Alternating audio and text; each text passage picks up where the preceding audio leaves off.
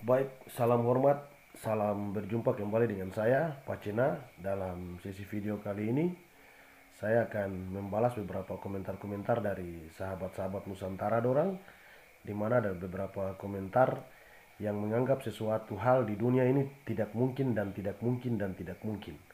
Oke, untuk itu bersama, mari kita saksikan video-video berikut di mana pernyataan mereka yang langsung saya copy paste dari YouTube. Semoga penjelasan ini dapat membuka hati pikiran mereka supaya mengetahui bahwa apa yang terjadi di tanah Papua itu dari sekian tahun sampai sekarang adalah hal yang benar-benar terjadi.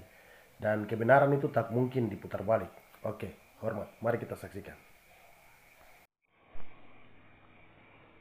Baik, salah satu komentar berasal dari saudara Nusantara yaitu bernama Cendet Biru, di mana dia menyatakan di sini bahwa bekas wilayah jajahan Belanda adalah sah menjadi milik wilayah Indonesia. Tetapi Belanda tidak konsisten dan tidak mau kehilangan Papua. Makanya Belanda menjadikan kemerdekaan terhadap masyarakat Papua agar mudah dikendalikan oleh Belanda. Di sini dua argumen pertanyaan yang dia berikan, yaitu satu bahwa bekas wilayah jajahan Belanda adalah sah menjadi wilayah Indonesia, tetapi yang kedua yaitu Belanda tidak konsisten dan ingin merebut Papua atau tidak mau lepas dari Papua.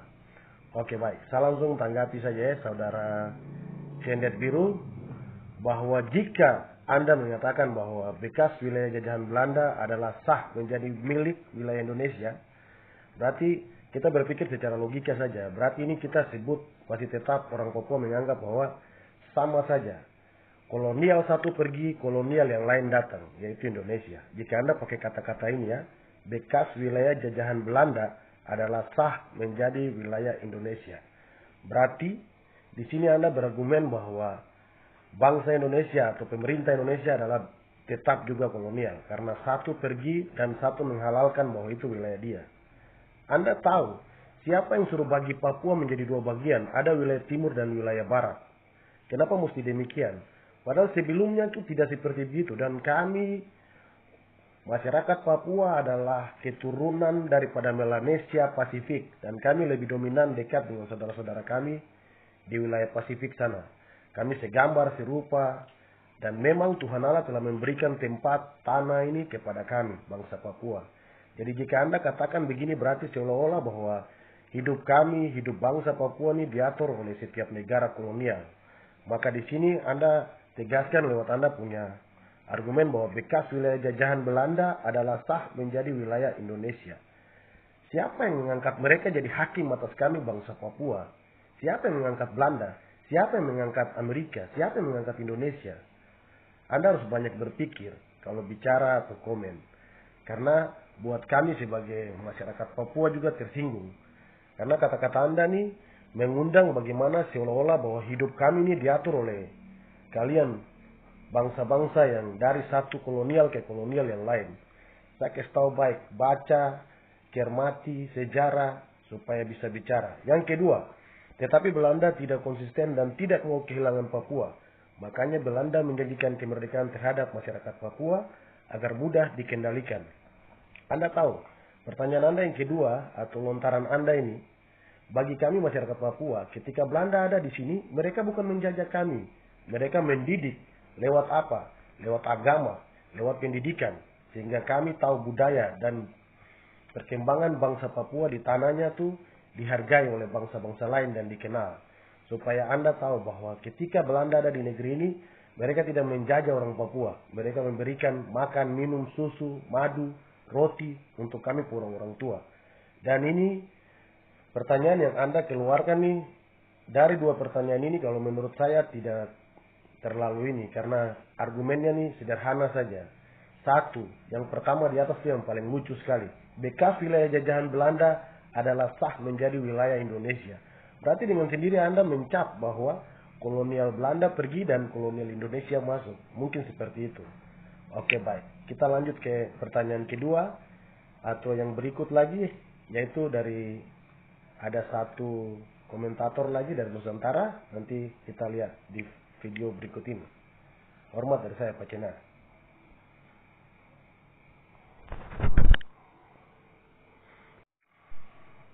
Baik, yang kedua nih berasal dari siapa nih? Mariono Mahmud. Dia bilang begini, tidak ada negara dalam negara, maka KKB mesti dimusnahkan. Iya, pertanyaan ini sama seperti argumen-argumen atau lontaran-lontaran dari setiap pemerintah yang mengklaim sehingga NKRI itu harga mati. NKRI kalau mau bawa sampai di Papua tuh itu tidak laku. Karena Anda harus nonton video Rocky Gerung kalau bicara. Itu tidak relevan terjadi di Papua. Sebab pendekatan pemerintah yang dilakukan di Papua itu, pendekatan dari tahun 1961 hingga sekarang, apalagi ketika PPRA 1969, itu orang tua kami di Papua nih dibuat seperti sedemikian rupa, seperti bukan manusia, supaya Anda tahu.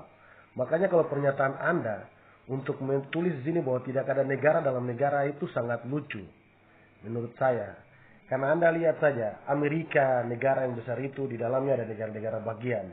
Uni Soviet yang jago itu saja dia pecah belah sampai negara kecil-kecil.